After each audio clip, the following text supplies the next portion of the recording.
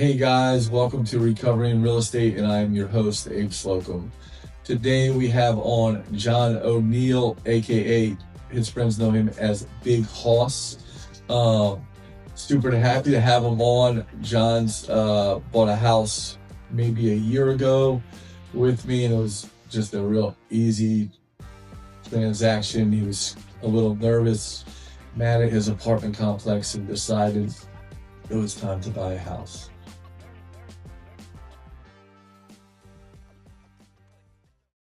All right, John, welcome to the show, Recovery in Real Estate. Thanks for having me, man. Yeah, of course, man. It was glad to have you on, and we're pretty laid back here in the studio, and just gonna ask you a couple questions and take it from there. All right, sounds good.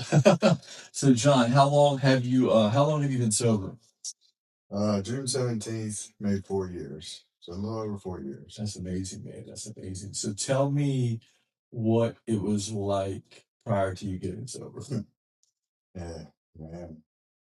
It was about 15 years of steady, declining, just life, really. Misery. Just you think you're miserable when you're 20. It's like, we're still having fun.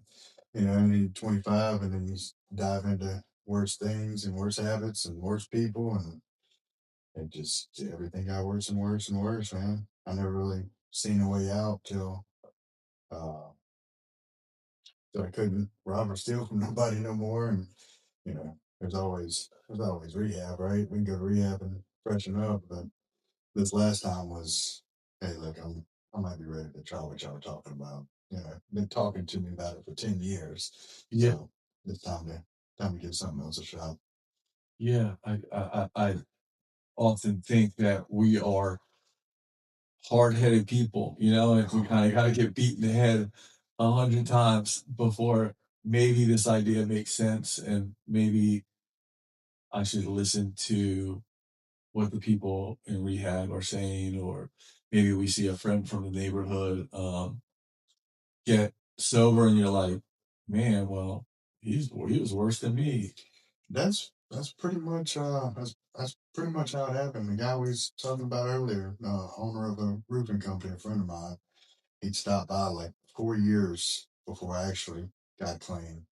And he pulled up on a motorcycle. I was talking to him this morning. He said, "Man, you was out there." I said, "Well, it was still all right then. Like you can imagine where it went. I had 4 or 5 more years in me, and I didn't want to do anything they were talking about doing. I've been to rehab a bunch of times, but it Yeah. was because I was told to, or I was running from the courts, or the judge ordered this, and okay, I'll satisfy y'all with, do whatever y'all want me to. But as far as an alcoholic, it didn't make sense in my head. Yeah. Like I did worse things than alcohol. So, but it got to a point where all the options I had were not options anymore, and jail or Yeah. kept dying and overdosing and things like that. It just kind of opened your eyes to what's really going on. So decided to give something a shot finally, and got around a good group of people, that were doing this, and um, good network. Family still wouldn't talk to me, but things were getting better for me. So How long was it before you were able to build back those ties with your family? my dad wouldn't speak to me for a year. I remember, yeah, a year. Mom always answered the phone. Mom was, Yeah. they they know now that they enabled a lot. As much as I pushed, they know now. Wasn't their fault, or however you say that. But yeah, things are still not right with my older brother. You know, he's happy that I'm doing better, but he still doesn't get. Why would you even do Be a do the lot. things you did?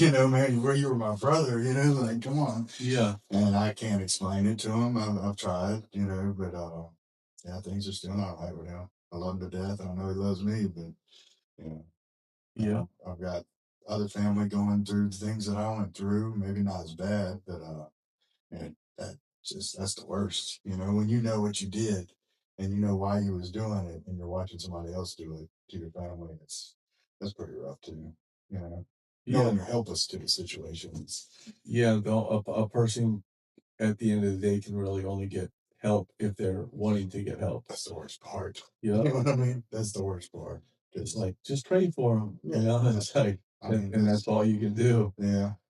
And So hopefully, and another thing is too, like a lot of times we set an example for them, and you don't even know it, because they're looking at us or and they're right, like, man, right. well, John did it, like, I'm hoping that I'm hoping that's the case for anybody we come in contact with. I remember a guy. I didn't remember him. I was bringing him meat to treatment, and he's like, "Man, I got sober because you came in there and you had a nice pair of shoes.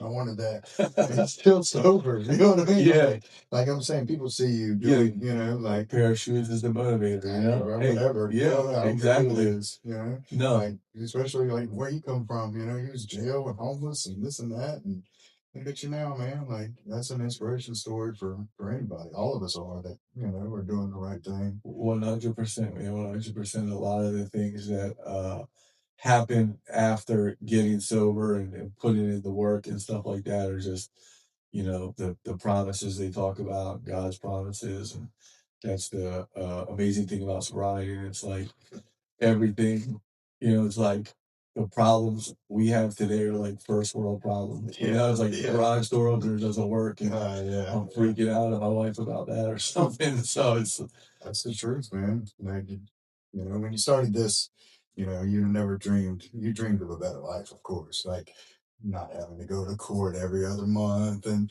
man, I can't wait till the parole officer leaves me alone. And, man, sober living sucks. I can't wait to get out of here. Like, just hope I can stay sober for another couple months. I can pick up that chip, So, yeah, like, those were real life goals, But, like you said, man, the problems I got today they're every more than I deserve. I feel like yeah, for sure. So you go to treatment, you're tired, you know, surrender, go to treatment, get sober. What was your path? You stayed in sober living. Oh yeah, no, this time I did everything they said to do. Sober living free. Get out, find your sponsor. And the guy who did my fifth step in treatment, uh, it ended up being my sponsor. I liked what he was doing. He talked about a life where he had twin boys in state's custody and this and that. And I was like, "Were you trying to get your kids back?" He's like, "I don't know. I don't know if I can do that. I know I gotta stay sober. Like Yeah, this is a better life. And if that happens down the road, then so be it. But I can't. That's not why I'm getting sober. That type of thing. yeah. If So it's in God's yeah, plans, then it'll happen. get out, get a job, sponsor, do the steps like they told us to do, like they've been telling me for Yeah, 12 years. help people. And start sponsoring people. And that was the biggest thing. Like really, that was the goal was I want to get through the steps so I can start sponsoring people. And I had a good sponsor and he put me around a bunch of good people that, a home group. I picked this home group for a reason, Everybody in there was doing what they were saying they were doing. Yeah. And that was really beneficial to me in the beginning. So you built a really strong foundation, Oh yeah. No, without a doubt. Good deal. So what kind of work do you do now? I'm a heavy equipment operator. And that's what I've done my whole life. And it pays decent, everything. I really like what I do. And but then when they get out of treatment, they tell you can't run back to that good money and this and that. Go back into the plants. And I listened to them for like 6 or 8 months. It was I did what they told me to do. You find a little. To me, it was a job that was beneath me in the beginning, but it turned out to be. It was paying my little bills. I had money to eat. I had everything I needed, so it wasn't. I didn't have a vehicle Yeah, or anything to, you know. It was everything I needed. It allowed me to do the intensive outpatient program. It allowed me to go to meetings like I needed to. It allowed me to, pay my bills and eat. And eventually, I did go back to my my career, what I do for a living, and I don't know why I was scared of it because in the beginning, all the other times I tried to get sober, I went straight. back to. Straight back to the money. Yeah, of course. You got the money, right? Yeah. Well, it turns out it doesn't matter if they give me $1 million in 6 or 8 months over. Not, you know what I'm saying? Yeah. I'd have been fine because my head was on the right. That's I right. was on the right track. So things, uh, things have worked out better than I could have ever imagined. So, how many years sober were you when you bought the house? Three, 3.5. This was last November. So yeah.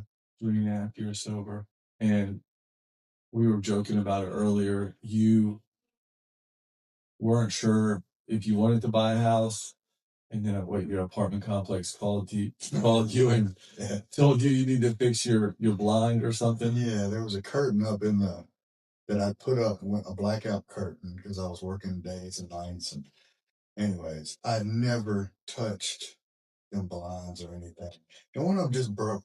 You know what I mean? And I had been there like 2 years.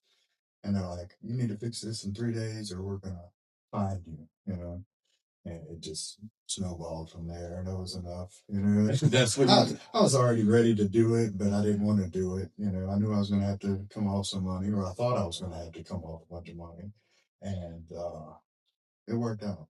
It worked out. That was the straw that Yeah, the push that you needed to get out. Oh man, I'm glad it happened like that. I actually sent him a Christmas card. I bought the house in November. We moved in like November 22nd, right after Thanksgiving. And I actually sent them a Christmas card. Like a nice, heartfelt, thank y'all for everything, yada, yada, yada. It wasn't I thought about being petty, but I think I bought 2 Christmas cards, and one was the one I sent. Yeah, one was the heartfelt. Right. Yeah, I didn't send the other one. So for anybody out there listening or watching, and that's out there struggling, going through it, what would your message of hope be for them? If I can get it right, if you can get it right, Yeah. I mean, I know they're not going to know my history or your history, maybe, but man, if you're tired of what you're doing and you're tired of living the way that I was living and the way that you're living now, it's a no-brainer, man. Like, what else do you have to lose? And you hear that all the time. Yeah. It's like, what you got to lose? And it's like, man, we might miss out on this or that, or it's no comparison to what I've gained. And the best part about it is, if you'd have told me my life was going to be like this in the beginning, I wouldn't have believed you. Of course. Yeah. So, things can be great. You just got to give it a shot. Yeah, you hear it often. A lot of times people and they'll say, "Hey, write down what you want your life to be like in 5 years," Right. and then look at it 5 years later, and it's like all your goals, everything you want is just quadruple, or Yeah, you're right. It doesn't matter who you like, as long as I'm living right and I'm doing things the right way. And I don't know if I can say this, but put God first. Of course. That is. I just got off a job that I would have never dreamed, and I would have never dreamed I could have made the money that I made and had things lined up so perfectly for me to go. That would A year ago you couldn't have told me that was going to happen. And if I prepared for it, it wouldn't have happened. Like things, I believe, doing right, good things happen. Yeah. And that's why we're here today. Yeah. We're still talking, like that's why I didn't buy the house that I wanted. It just fell through, and I ended up closer to my family that actually wants me in their life now. Like things are great, man. So That's awesome, man. Well, I really appreciate you coming on, and thanks for having me. So thank you for coming on, and I appreciate the time that you spent with us. Thank you for having me, man. It's been a pleasure. All right. Yeah.